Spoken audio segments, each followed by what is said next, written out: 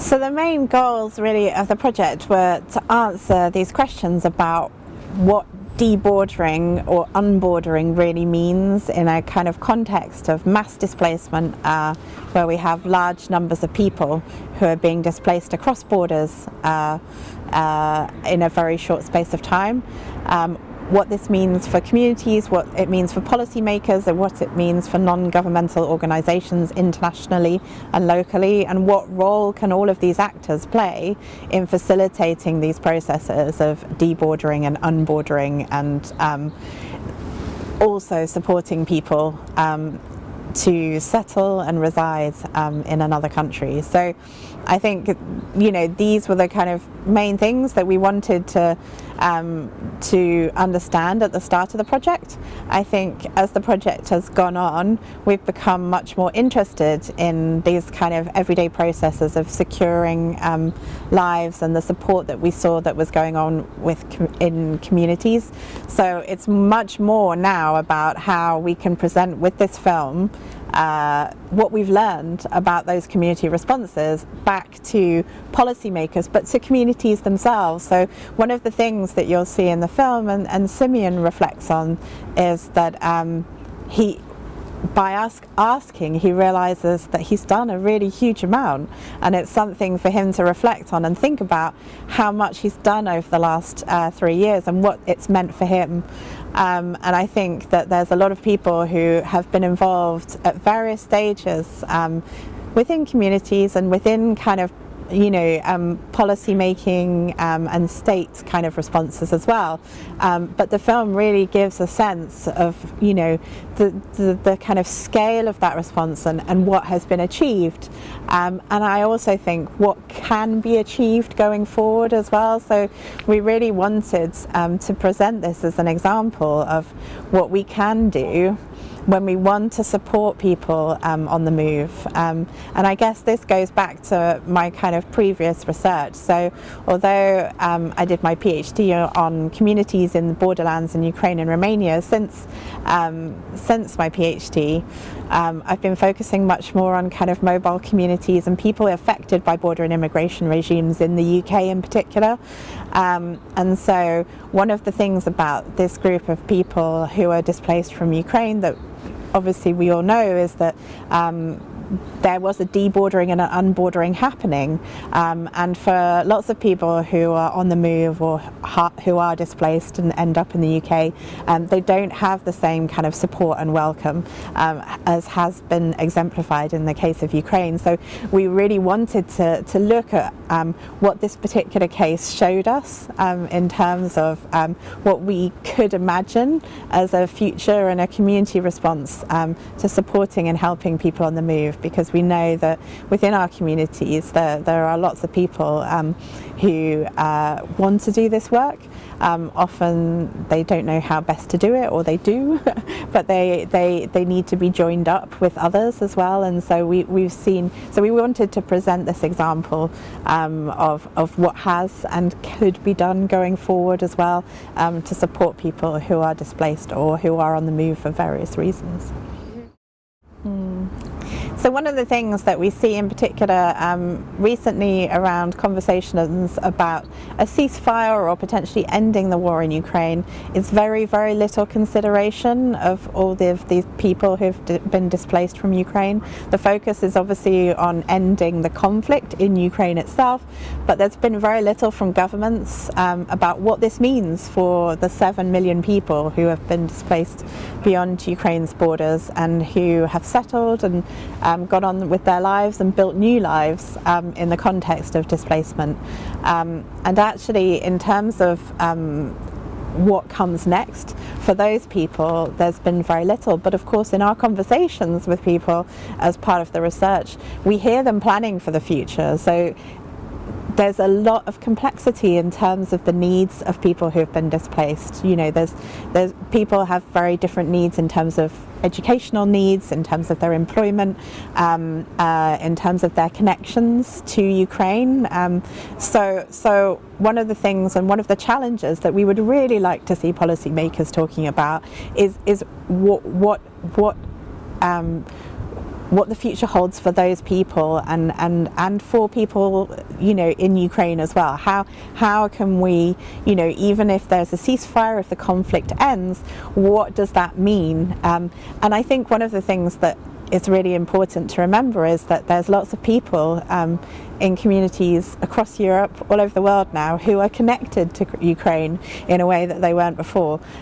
What happens in Ukraine is not only important for us all at this kind of macro political level, it's also important for us because there's lots of people who now feel that connection and are invested in what happens for Ukraine and for people who've been displaced from Ukraine in the future. Mm-hmm.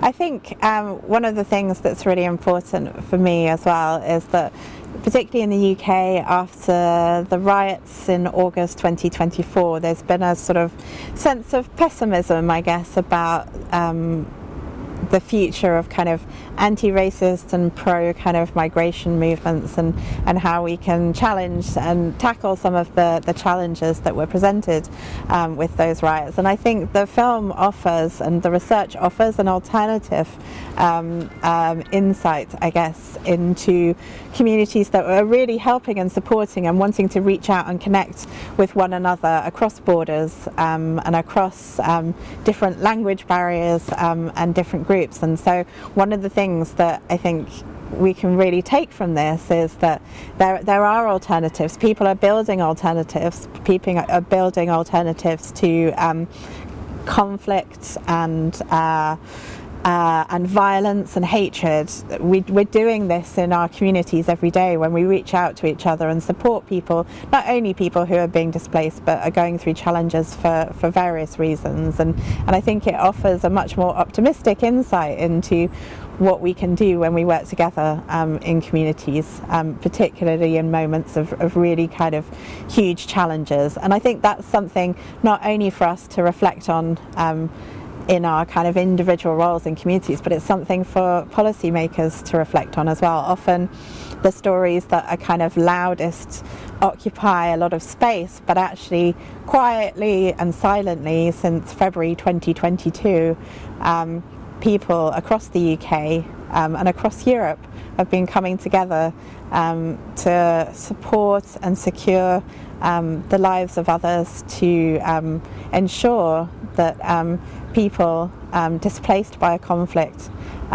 can continue to live peacefully together. And I think we need to pay more attention to these examples because these are the examples that inspire alternative visions for the future.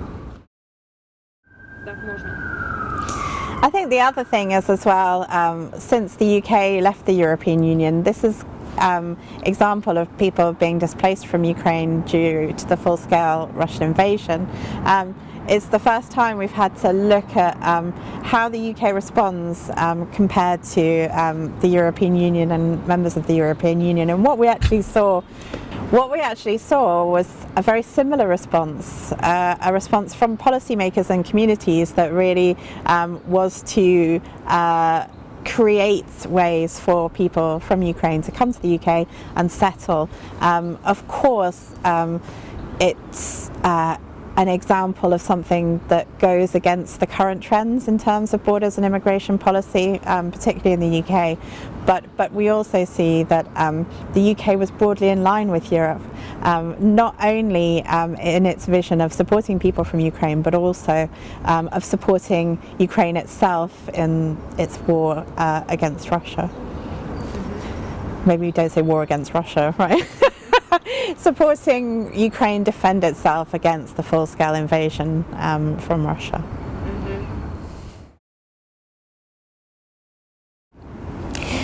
Перший раз, що я поїхала в Україну, це майже 20 років тому зараз, тому що я хотіла робити дослідження для докторської дисертації.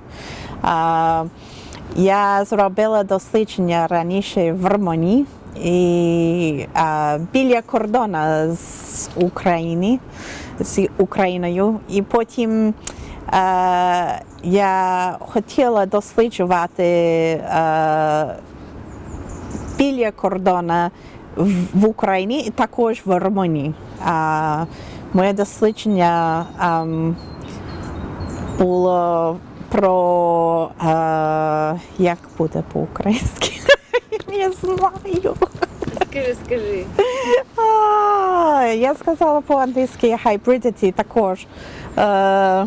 Такі. Про що взагалі це? Можливо, не треба тему дослідження, Ні. а просто ти досліджувала... Добре, Да, це все. Добре. І потім я поїхала перший раз у Львів, і я жила там тільки 3 місяці. І я вчилась українською мовою. Не дуже добре, але я знаю трошки зараз. І потім я жила в сім'ї в Ужгороді. Тільки 1 місяць. Дослідження було біля Чернівців у селі. І я жила там взагалі більше ніж 6 місяців, можливо, 9-10 місяців. Я не хотіла поїхати в Румунію взагалі, тому що я так любила Україну. Літо було, коли я поїхала перший раз. І я пам'ятаю тільки океан Есі без бою. І потім я просто відкривалась трошки. Я розуміла, що я маю, як буде по-українськи? Я не можу по-українськи. Просто Ти говориш, тут ти просто почала шукати ручні слова. це важко. Так. Що тобі більше сподобалось? Скільки ти в цілому знаходилась в Україні? Там рік, 2? Більше, ніж 1 рік, я не пам'ятаю. Ну, десь приблизно 1 рік, так? Да? Чи більше, приблизно 2 роки? Так, рік, половина, можливо. А так. чому особисто тобі подобається? Чим тобі подобається Україна? Ну там їжа, люди, я не знаю, просто таке щось. Індивідуально тобі. Просто мені здається, що мені сподобалось жити в Україні, тому що я відчувалась зовсім інакше. Я думала, що я зовсім як інша людина, коли я в Україні. Тому що люди прямо розмовляли з мною. Я могла жити і також бути інакше, різний. Мені здається, дуже важливо, тому що я жила майже 30 років в Великобританії, майже. І я думала, що я знаю, хто я знаю, як куди. І після життя в Україні все буде, я мала інші можливості в житті. А це тому, що я знайшла і я зустрілася з людьми, які мали різні перспективи на життя, на світ взагалі. І я вчилася так багато, більше, ніж я могла вирішити, що це можливо. І скажи, що українською, як ти дізналася про вторгнення Росії? Це 24 лютого. Ага. Угу.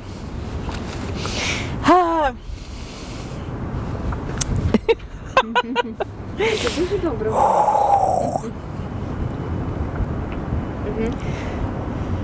Я пам'ятаю, що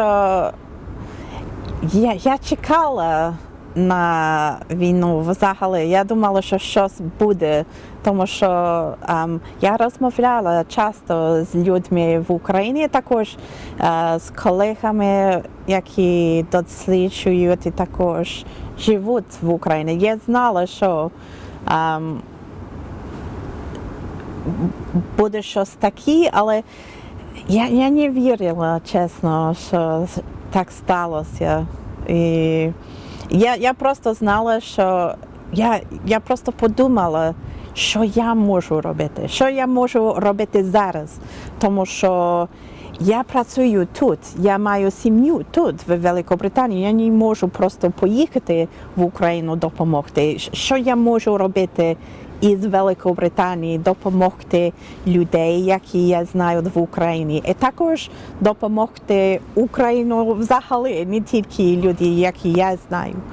І я просто розмовляла з людьми, я подумала, я надіслала грошей, я допомогла людей, які хотіли зробити щось таке. Я сказала, де можеш робити це і це.